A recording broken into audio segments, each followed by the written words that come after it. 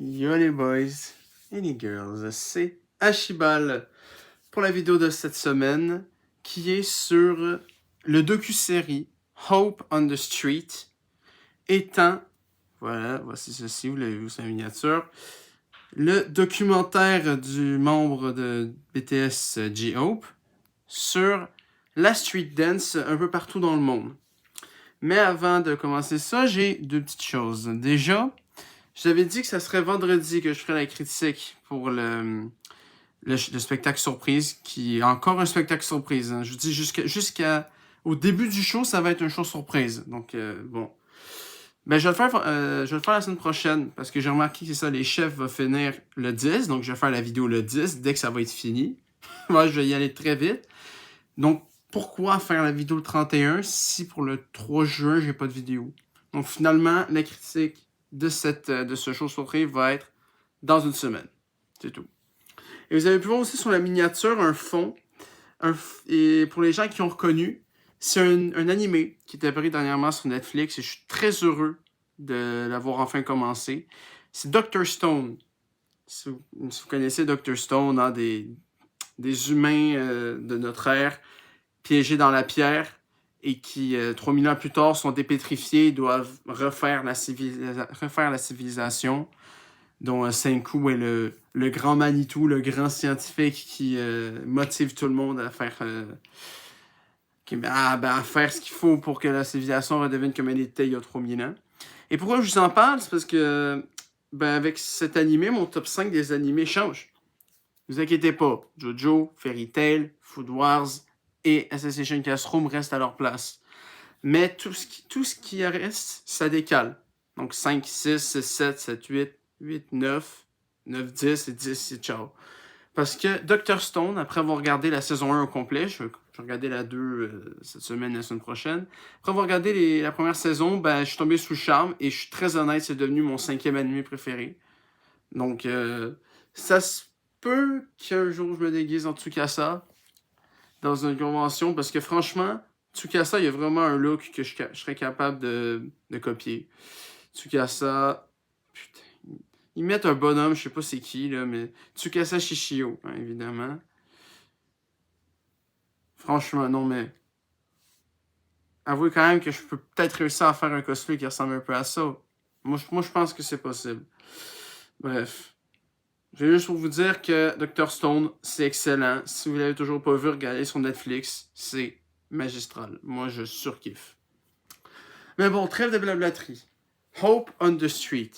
C'est un docu-série créé par J-Hope, sorti cette année sur Amazon Prime, et parlant de la plus grande passion de J-Hope, celle-ci étant la street dance. Et ce qui est très amusant, c'est qu'un album est sorti en même temps que le docu-série. Et cet album, en fait, suit les épisodes. Il y a 6 épisodes et il y a 6 chansons. Donc, tu as l'épisode 1 qui s'appelle On the Street, qui est l'introduction, la présentation de ce qui va se passer après. Et c'est la chanson On the Street de J-Hope qui existait déjà, mais il a fait une version solo. Après, c'est une tune qui s'appelle I Wonder de. C'est tout le temps J-Hope, mais là, il est avec Jungkook, donc un autre membre de BTS.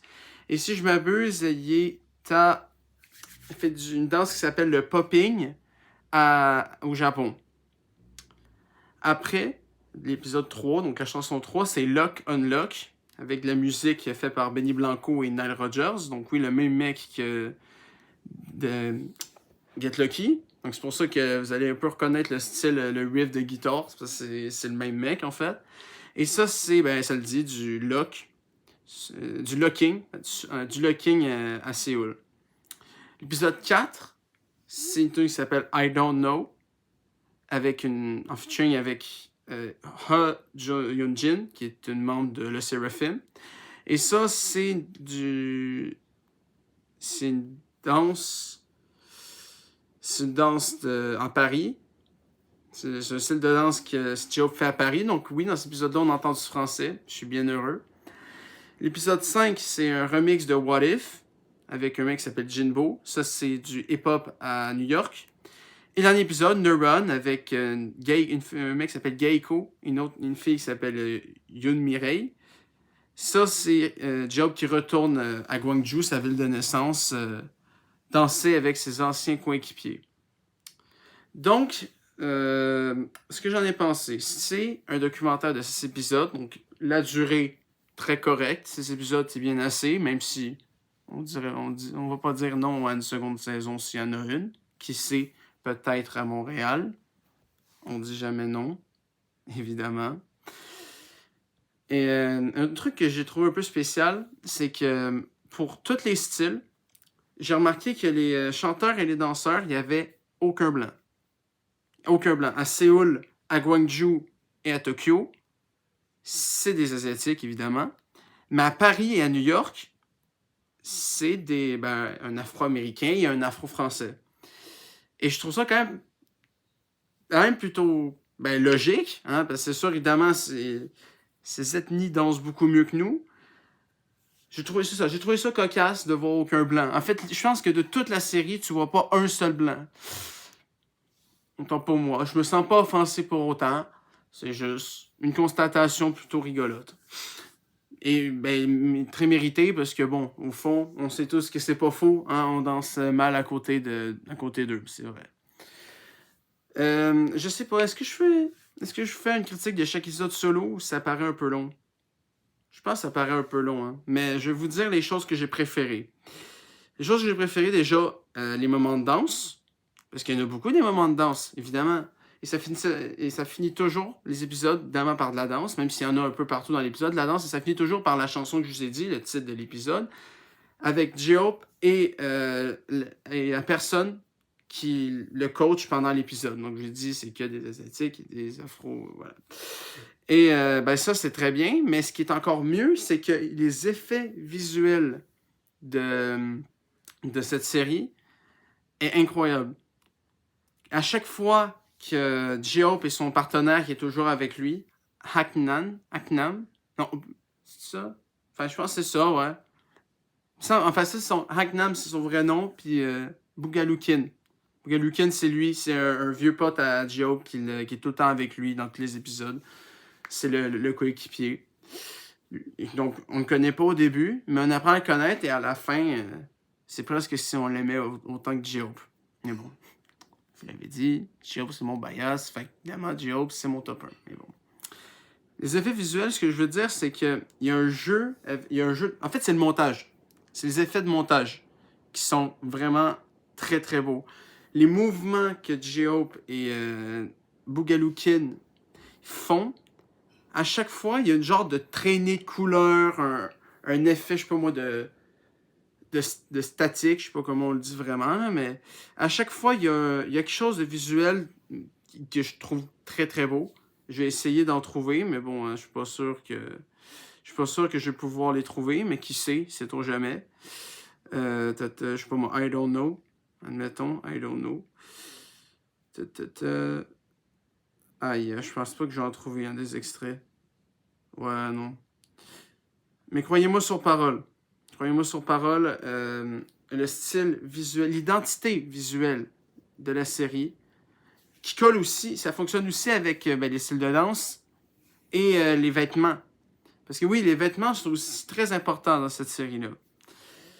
Pourquoi c'est important? Ben parce que chaque danse a un style vestimentaire qui lui est affilié. Et à chaque fois, Kin et J-Hope ont un style qui correspond et je les trouve tout le temps hyper beau gosse. Mais de toute façon, pour moi, J-Hope, peu importe la situation, peu importe comment il est habillé, peu importe la coupe de cheveux qu'il a, peu importe dans quel état il est, j'ai l'impression qu'il peut pas être moche. Je l'ai déjà vu porter une coupe au bol et même une coupe Longueuil, hein, une coupe de beauf, là, comme ça, et même des bas avec des sandales, et même avec tout ça, il était beau gosse, et dans cette série, ça fait pas exception. C'est fou à quel point il est incroyable dans tous les sens du terme. Que ce soit sur le rap, sur le style vestimentaire, mais surtout sur la danse, évidemment. Et je trouve très impressionnant de réussir à s'adapter à tous les styles qui explorent dans cette série, même s'il y a des facilités dans certains et des difficultés dans d'autres, mais bon, qui n'a pas de difficulté ou de facilité dans certains domaines. Hein? Pas beaucoup de monde, soyons honnêtes. Mais en plus de tout ça, il y a aussi des moments où c'est plus du blabla. Enfin, du blabla, c'est un peu... C'est pas très gentil de dire du blabla de même, là, mais c'est plus des explications, déjà des explications du style, hein, par les gens qui apprennent J-Hope, qui apprennent J-Hope à bien maîtriser leur danse. Évidemment, la majorité des conversations, c'est en anglais, hein, parce que c'est la langue universelle, que ce soit pour le truc à Tokyo, à New York, évidemment en coréen à Gwangju et à Séoul. Mais ce que j'ai trouvé excellent, et c'est mon petit coup de cœur, c'est l'épisode à Paris, parce que le mec qui est avec Gio, ben c'est un Français, c'est un Parisien, et vu que c'est un Parisien, il parle en français. Et j'ai trouvé ça très nice de voir un épisode d'une série créée par un des BTS avec un mec qui parle en français. C'est complètement con, mais j'ai adoré. J'ai adoré. C'est juste pour ça, je pense que c'est mon épisode préféré. Même si, évidemment, ils ont toutes leurs qualités, et en vrai, il n'y a aucun épisode qui est vraiment inférieur à un autre, pour être honnête. Il y a aussi, à la fin, on voit le processus de création de chaque chanson avec les musiciens, les beatmakers, les guitaristes et surtout les featuring, hein, Jungkook, Yoonjin, et Geiko, Yoon Mirei, Jinbo aussi. Mais voilà, donc c'est un gros melting pot entre des explications sur le style de danse, des moments de chorégraphie et des moments qu'on apprend comment la tune a été créée. Et il y a aussi des pensées de J-Hope. Parce que ce qui est particulier avec ces séries-là aussi, c'est que les petits synopsis que tu vois avant de lire chaque épisode, ben ces synopsis-là, ils sont toujours longs de même. Et vu qu'ils sont longs de même, ben on a beaucoup d'informations, et toutes ces informations-là, on les revoit aussi dans l'épisode. Et c'est souvent des réflexions que J-Hope sur sa perception de la danse, même simplement de la vie, comment il voit son futur en tant que danseur de rue, enfin en tant que danseur tout court avec BTS. Et vraiment, tout ce qui est dans ce documentaire, je l'ai trouvé passionnant, que ce soit au niveau de ce que j'ai vu et de ce que j'ai entendu. Et surtout, je l'ai regardé avec ma mère, en tout aussi fan de J-Hope que moi. Donc, on s'est beaucoup amusé.